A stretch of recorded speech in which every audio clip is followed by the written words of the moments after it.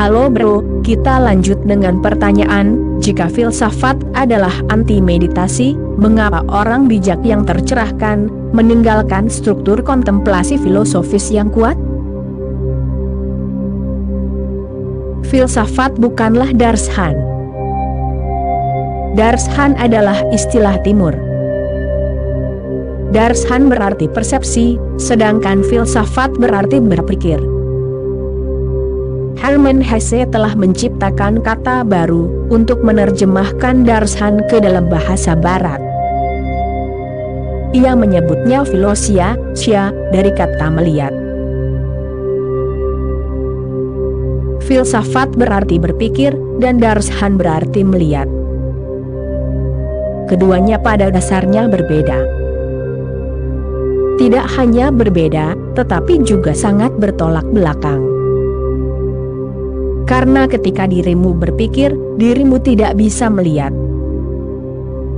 Dirimu begitu dipenuhi dengan pikiran, sehingga persepsi menjadi kabur. Ketika pikiran berhenti, dirimu menjadi mampu melihat. Kemudian matamu terbuka, matamu menjadi jernih. Persepsi hanya terjadi ketika pikiran berhenti. Bagi Sokrates, Plato, dan Aristoteles, dan seluruh tradisi barat, berpikir adalah dasarnya. Bagi Kanat, Kapil, Patanjali, Buddha, dan seluruh tradisi Timur, melihat adalah dasarnya. Jadi Buddha bukanlah seorang filsuf, sama sekali bukan. Begitu pula Patanjali, Kapil, atau Kanat. Mereka bukanlah filsuf. Mereka telah melihat kebenaran, mereka belum memikirkannya. Ingatlah baik-baik, bahwa dirimu hanya berpikir, ketika dirimu tidak bisa melihat. Jika dirimu bisa melihat, tidak ada alasan untuk berpikir. Berpikir selalu dalam ketidaktahuan. Berpikir bukanlah pengetahuan, karena ketika dirimu tahu, tidak perlu berpikir. Ketika dirimu tidak tahu, dirimu akan mengisi kekosongan dengan berpikir. Berpikir adalah meraba-raba dalam kegelapan. Jadi filsafat Timur bukanlah filsafat. Menggunakan kata filsafat untuk darshan Timur, sama sekali salah. Darshan berarti melihat, mencapai mata, menyadari, mengetahui, segera, langsung, tanpa perantara pikiran dan perasaan. Berpikir tidak akan pernah menuntun pada sesuatu yang tidak diketahui. Bagaimana itu bisa menuntun? Itu tidak mungkin. Proses berpikir itu sendiri harus dipahami. Ketika dirimu berpikir, apa yang sebenarnya dirimu lakukan? Dirimu terus mengulang-ulang pemikiran dan kenangan lama. Jika aku bertanya kepadamu, apakah Tuhan itu ada? Dirimu bisa memikirkannya. Apa yang akan dirimu lakukan? Semua yang telah dirimu dengar, semua yang telah dirimu baca, semua yang telah dirimu kumpulkan tentang Tuhan, akan dirimu ulangi. Bahkan jika dirimu sampai pada kesimpulan baru, kebaruannya hanya akan tampak seolah-olah itu tidak nyata. Itu hanya akan menjadi kombinasi dari pemikiran-pemikiran lama. Dirimu bisa menggabungkan banyak pikiran lama dan menciptakan struktur baru, tetapi struktur itu hanya tampak baru, sama sekali tidak baru.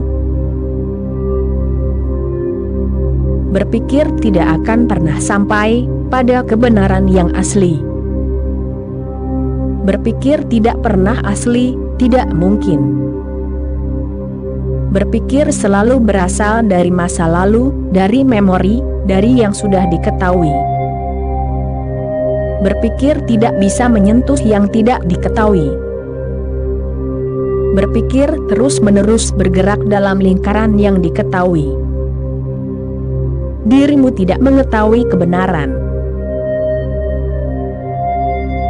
Dirimu tidak mengenal Tuhan. Apa yang bisa dirimu lakukan? Dirimu bisa memikirkannya.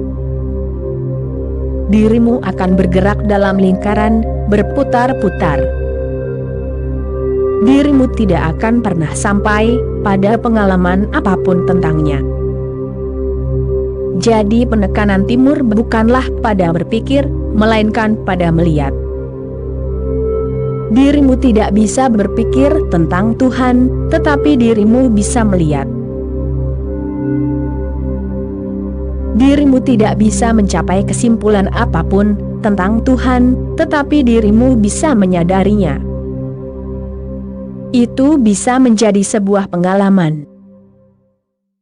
Dirimu tidak bisa mencapainya melalui informasi, melalui pengetahuan, melalui kitab suci, melalui teori dan filsafat. Tidak, dirimu tidak bisa mencapainya. Dirimu bisa mencapainya hanya jika dirimu membuang semua pengetahuan. Semua yang telah dirimu dengar dan baca dan kumpulkan, semua debu yang telah dikumpulkan pikiranmu, seluruh masa lalu, harus dikesampingkan. Maka matamu akan segar, maka kesadaranmu akan jernih, dan kemudian dirimu bisa melihatnya. Itu ada di sini dan saat ini, dirimu diselimuti kabut. Dirimu tidak perlu pergi ke tempat lain untuk menemukan keilahian atau kebenaran, itu ada di sini. Di sanalah dirimu berada. Dan selalu begitu, hanya dirimu yang diselimuti kabut, matamu tertutup. Jadi pertanyaannya, bukanlah untuk berpikir lebih banyak. Pertanyaannya adalah, bagaimana mencapai kesadaran tanpa berpikir? Itulah sebabnya aku katakan, bahwa meditasi dan filsafat saling bertentangan. Filsafat berpikir, meditasi mencapai kesadaran tanpa berpikir.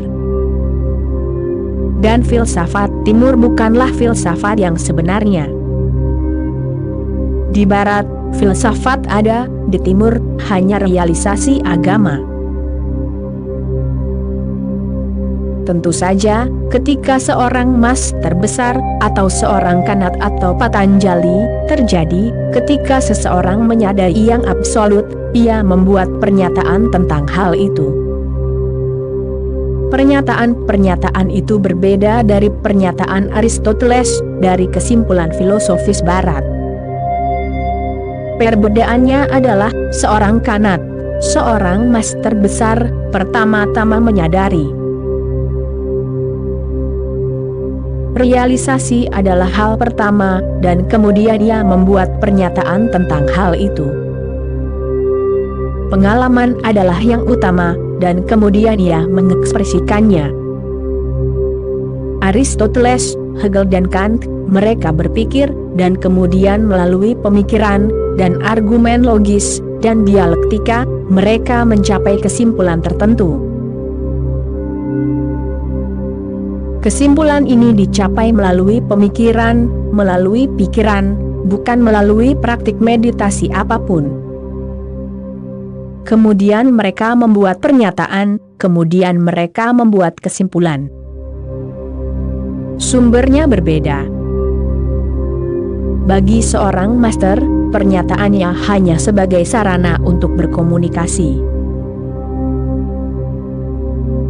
Ia tidak pernah mengatakan bahwa melalui komunikasinya, dirimu akan mencapai kebenaran.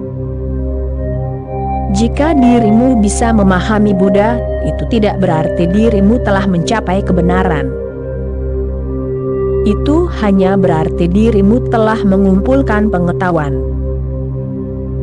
dirimu harus melewati meditasi ekstase yang mendalam, kolam pikiran yang dalam. Barulah dirimu akan sampai pada kebenaran. Jadi kebenaran dicapai melalui pengalaman eksistensial tertentu. Kebenaran bersifat eksistensial, bukan mental. Dirimu harus berubah untuk mengetahuinya dan menjadi seperti itu. Jika dirimu tetap sama dan terus mengumpulkan informasi, dirimu akan menjadi sarjana besar, filsuf. Tetapi dirimu tidak akan tercerahkan.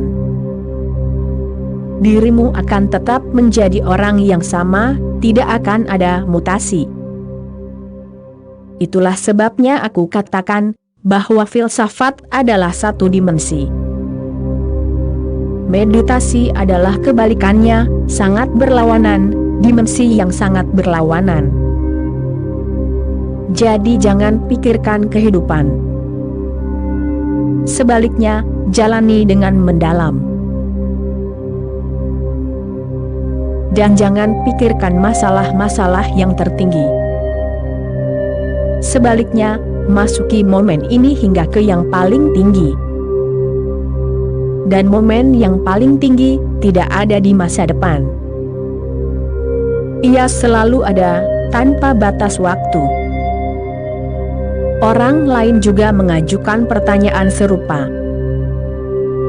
Bisakah masalah diselesaikan melalui pemikiran?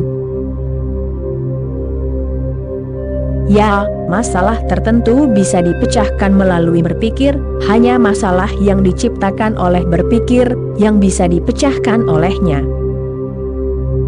Namun, tidak ada masalah nyata, yang bisa dipecahkan olehnya, tidak ada masalah yang nyata, yang bisa dipecahkan dengan berpikir. Masalah tidak diciptakan olehnya, masalah itu ada dalam kehidupan itu sendiri. Berpikir tidak akan banyak membantu. Hanya dengan satu cara, berpikir bisa membantumu, yaitu melalui berpikir, dan berpikir, dirimu akan menemukan kebenaran, bahwa berpikir itu sia-sia. Dan saat dirimu menyadari, bahwa berpikir itu sia-sia untuk masalah eksistensial, berpikir telah membantumu. Melalui berpikir, dirimu telah sampai pada kesadaran ini. Akan tetapi, masalah yang diciptakan oleh pikiran, bisa dipecahkan oleh pikiran itu sendiri. Misalnya, masalah matematika, masalah itu bisa dipecahkan oleh pikiran, karena seluruh matematika diciptakan oleh pikiran. Misalnya, jika tidak ada manusia di bumi, apakah akan ada matematika? Tidak akan ada matematika. Dengan lenyapnya pikiran manusia, matematika akan lenyap. Tidak ada matematika dalam kehidupan dan keberadaan. Di taman, ada pohon, tetapi ketika dirimu menghitung 1, 2, 3 pohon tidak ada, karena angka 3 adalah hal mental. Pohon ada di sana, tetapi angka 3 tidak ada di sana. Angka 3 ada di pikiranmu. Jika dirimu tidak ada di sana, pohon akan ada di sana, tetapi bukan 3 pohon, hanya pohon. Angka 3 adalah kualitas yang diberikan oleh pikiran, itu adalah kualitas yang diproyeksikan. Pikiran menciptakan matematika, jadi setiap masalah matematika akan dipecahkan oleh pikiran, akan dipecahkan dengan berpikir. Ingat, dirimu tidak bisa memecahkan masalah matematika melalui tanpa pikiran. Tidak ada meditasi yang akan membantu, karena meditasi akan melarutkan pikiran, dan dengan larutnya pikiran, seluruh matematika akan larut. Jadi ada masalah yang diciptakan oleh pikiran. Masalah tersebut bisa dipecahkan. Namun ada masalah yang tidak diciptakan oleh pikiran, tetapi bersifat eksistensial. Masalah tersebut tidak bisa dipecahkan oleh pikiran. Dirimu harus bergerak lebih dalam, ke dalam eksistensi itu sendiri. Misalnya, cinta. Ini adalah masalah eksistensial. Dirimu tidak bisa menyelesaikannya dengan berpikir. Sebaliknya, dirimu akan semakin bingung. Semakin banyak dirimu berpikir, semakin sedikit dirimu akan berhubungan dengan sumber masalahnya. Meditasi akan membantu. Meditasi akan memberi dirimu wawasan, meditasi akan menuntunmu ke akar masalah yang tidak disadari. Jika dirimu memikirkannya, dirimu akan tetap berada di permukaan. Jadi ingatlah, masalah hidup tidak bisa dipecahkan dengan berpikir. Sebaliknya, sungguh, karena terlalu banyak berpikir, dirimu kehilangan semua solusi, dan lebih banyak masalah tercipta. Misalnya, kematian. Kematian bukanlah masalah yang diciptakan oleh berpikir. Dirimu tidak bisa memecahkannya dengan berpikir. Apapun yang dirimu pikirkan, bagaimana dirimu bisa memecahkannya? Dirimu bisa menghibur, dan dirimu bisa berpikir bahwa penghiburan adalah solusi. Itu bukan solusi. Dirimu bisa menipu diri sendiri, itu mungkin melalui berpikir. Dirimu bisa membuat penjelasan, dan melalui penjelasan dirimu bisa berpikir bahwa dirimu telah memecahkannya. Dirimu bisa melarikan diri dari masalah melalui berpikir, tetapi dirimu tidak bisa memecahkannya. Dan lihatlah perbedaannya dengan jelas. Misalnya, kematian itu ada. Kekasihmu meninggal, atau temanmu, atau putrimu, kematian itu ada. Sekarang apa yang bisa dirimu lakukan? Dirimu bisa memikirkannya. Dirimu bisa berpikir, dan dirimu bisa mengatakan bahwa jiwa itu abadi, karena dirimu pernah membacanya. Dalam Upanishad dikatakan bahwa jiwa itu abadi, hanya tubuh yang mati. Dirimu sama sekali tidak mengetahuinya, karena jika dirimu benar-benar mengetahuinya, tidak ada masalah, atau apakah ada masalah? Jika dirimu benar-benar mengetahui bahwa jiwa itu abadi, maka kematian tidak terjadi. Tidak ada masalah sama sekali. Namun masalahnya ada di sana, kematian telah terjadi, dan dirimu terganggu dan sangat sedih. Sekarang dirimu ingin melarikan diri dari kesedihan ini. Sekarang entah bagaimana dirimu ingin melupakan kesedihan ini. Dirimu bisa menerima penjelasan bahwa jiwa itu abadi, ini adalah tipuan. Bukan berarti jiwa itu tidak abadi, aku tidak mengatakan itu, tetapi bagi dirimu, ini adalah tipuan. Dirimu mencoba menipu diri sendiri. Dirimu sedang berduka, dan sekarang dirimu ingin melarikan diri dari duka ini, jadi penjelasan ini akan membantu. Sekarang dirimu bisa menghibur diri sendiri, bahwa jiwa itu abadi. Tidak ada yang mati, hanya tubuh. Sama seperti jika seseorang berganti pakaian, atau seseorang berganti tempat tinggal, maka jiwa telah berpindah dari satu rumah ke rumah lain. Dirimu bisa terus berpikir, tetapi dirimu tidak tahu apapun tentangnya. Dirimu telah mendengar, dirimu telah mengumpulkan informasi, tetapi melalui penjelasan-penjelasan ini, dirimu akan merasa tenang. Dirimu bisa melupakan kematian. Sungguh, ini bukanlah solusi untuk masalah. Tidak ada yang terpecahkan. Besok orang lain akan meninggal, dan masalah yang sama akan muncul lagi. Sekali lagi, seseorang akan meninggal, dan masalah yang sama akan muncul lagi. Dan jauh di lubuk hati, dirimu tahu bahwa dirimu harus mati. Dirimu tidak bisa melarikan diri dari kematian, dan rasa takut itu ada. Namun, dirimu bisa terus menunda, dan dirimu bisa terus melarikan diri melalui penjelasan. Ini tidak akan berhasil.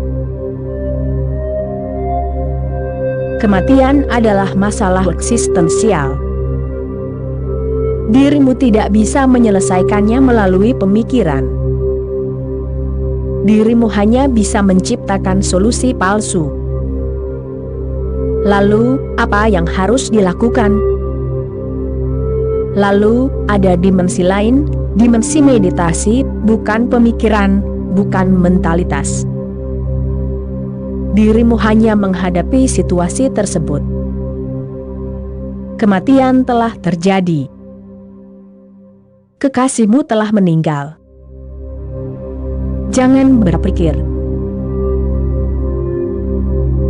Jangan bawa Upanishad, Gita, dan Alkitab. Jangan bertanya kepada Kristus dan Buddha. Biarkan mereka sendiri. Kematian itu ada di sana, hadapi, lihat. Hadapi situasi ini sepenuhnya. Jangan pikirkan itu. Apa yang bisa dirimu pikirkan? Dirimu hanya bisa mengulang omong kosong lama. Kematian adalah fenomena yang baru, sangat tidak dikenal, sehingga pengetahuanmu tidak akan membantu sama sekali. Jadi, singkirkan pikiranmu. Bermeditasilah dengan kematian. Jangan lakukan apapun, karena apa yang bisa dirimu lakukan, yang bisa membantu? Dirimu tidak tahu. Jadi, janganlah dirimu bodoh. Jangan membawa pengetahuan palsu, pengetahuan pinjaman. Kematian itu ada di sana, dirimu akan bersamanya. Hadapi kematian dengan kehadiran total. Jangan bergerak sambil berpikir, karena dengan begitu, dirimu akan melarikan diri dari situasi tersebut, dirimu akan menghilang dari sini. Jangan berpikir. Hadirlah bersama kematian. Kesedihan akan ada di sana, kesengsaraan akan ada di sana, beban berat akan ada di pundakmu, biarkanlah itu ada di sana. Itu adalah bagian dari kehidupan, dan bagian dari kedewasaan, dan bagian dari realisasi akhir. Tetaplah bersamanya, hadir sepenuhnya. Ini akan menjadi meditasi, dan dirimu akan sampai pada pemahaman yang mendalam tentang kematian. Maka kematian itu sendiri akan menjadi kehidupan kekal. Namun jangan bawa pemikiran dan pengetahuan. Tetaplah bersama kematian, maka kematian akan menampakkan dirinya kepadamu, maka dirimu akan tahu apa itu kematian. Dirimu akan bergerak ke dalam rumah-rumah di dalamnya. maka kematian akan membawamu ke pusat kehidupan. Karena kematian adalah pusat kehidupan. Ia tidak menentang kehidupan. Ia adalah proses kehidupan itu sendiri. Namun pikiran membawa kontradiksi, bahwa kehidupan dan kematian adalah hal yang berlawanan. Maka dirimu terus berpikir, dan karena akarnya salah, pertentangannya salah, maka dirimu tidak akan pernah sampai pada kesimpulan yang benar dan nyata.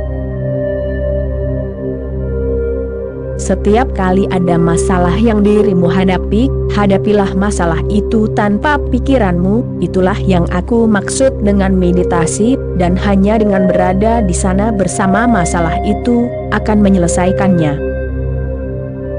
Dan jika dirimu benar-benar telah berada di sana, kematian tidak akan menghampirimu lagi, karena dengan begitu, dirimu akan tahu apa itu kematian. Kita tidak pernah melakukan ini, tidak pernah dengan cinta, tidak pernah dengan kematian, tidak pernah dengan apapun yang benar-benar nyata. Kita selalu bergerak dalam pikiran, dan pikiran adalah pemalsu. Pikiran dipinjam, bukan pikiranmu sendiri. Pikiran tidak bisa membebaskanmu. Hanya kebenaran yang menjadi milikmu sendiri, yang bisa menjadi pembebasan dirimu. Dan dirimu hanya bisa mencapai kebenaranmu sendiri, melalui kehadiran yang sangat hening. Dengan masalah apapun, itu gagal. Berpikir tidak akan menyelesaikan masalah nyata, tetapi berpikir bisa memecahkan masalah tidak nyata, yang diciptakan oleh pikiran itu sendiri, karena masalah tersebut mengikuti aturan logika. Kehidupan tidak mengikuti aturan logika. Kehidupan memiliki hukum tersembunyi sendiri, dan dirimu tidak bisa memaksakan logika pada hukum tersebut. Satu hal lagi, kemanapun dirimu membawa pikiran, pikiran membedah, menganalisis. Realitas itu satu, dan pikiran selalu terbagi. Dan ketika dirimu telah membagi realitas, dirimu telah memalsukannya. Sekarang dirimu bisa berjuang sepanjang hidupmu, tidak akan ada yang tercapai, karena pada dasarnya realitas itu satu, dan pikiran terbagi menjadi dua, dan sekarang dirimu bekerja dengan pembagian itu. Misalnya, seperti yang aku katakan, hidup dan mati adalah satu. Tetapi bagi pikiran, keduanya adalah dua, dan kematian adalah musuh kehidupan. Tidak demikian, karena kehidupan tidak bisa ada tanpa kematian. Jika kehidupan tidak bisa ada tanpa kematian, bagaimana kematian bisa menjadi musuh? Itulah situasi dasar. Kematian memungkinkan kehidupan. Kehidupan tumbuh di dalamnya, kematian adalah jiwa. Tanpa kematian, kehidupan tidak mungkin. Tetapi pikiran, yang berpikir, membaginya, dan menempatkannya sebagai kutub yang berlawanan. Kemudian dirimu bisa terus memikirkannya. Apapun yang dirimu pikirkan akan salah, karena pada awalnya dirimu telah melakukan dosa perpecahan. Ketika dirimu bermeditasi, perpecahan menghilang. Ketika dirimu bermeditasi, tidak akan ada perpecahan, karena bagaimana dirimu bisa terpecah dalam keheningan? Kita di sini. Setiap orang berpikir dalam benaknya sendiri, tentang sesuatu atau yang lain, maka kita berbeda. Setiap orang berbeda, karena pikiranmu adalah pikiranmu, dan pikiranku adalah pikiranku. Dalam benakku, aku punya mimpiku sendiri, dan dirimu punya mimpimu sendiri. Ada banyak individu di sini, tetapi jika kita semua bermeditasi, baik dirimu maupun diriku tidak berpikir, pikiran telah berhenti, maka tidak akan ada begitu banyak individu. Sungguh, tidak akan ada individu sama sekali. Jika kita semua bermeditasi, maka keterbatasan telah hilang. Ketika aku bermeditasi dan dirimu bermeditasi, tidak ada dua pribadi, tidak mungkin ada, karena dua keheningan menjadi satu.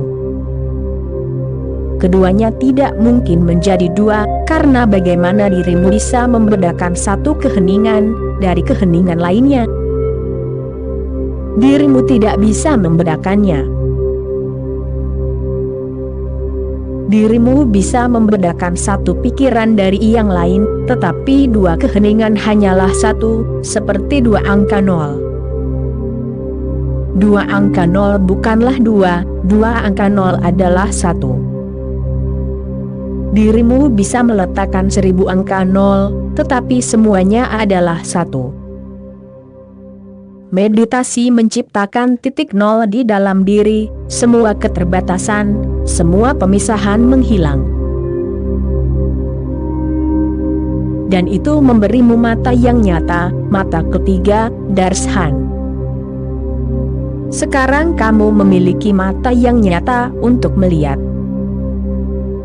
Bagi mata yang nyata ini, realitas menjadi jelas, terbuka, terungkap. Dan dengan realitas yang terungkap, tidak ada masalah. Oke bro, itulah kutipan ceramah kali ini, bro. Kita sambung lagi nanti, bro. Terima kasih, bro.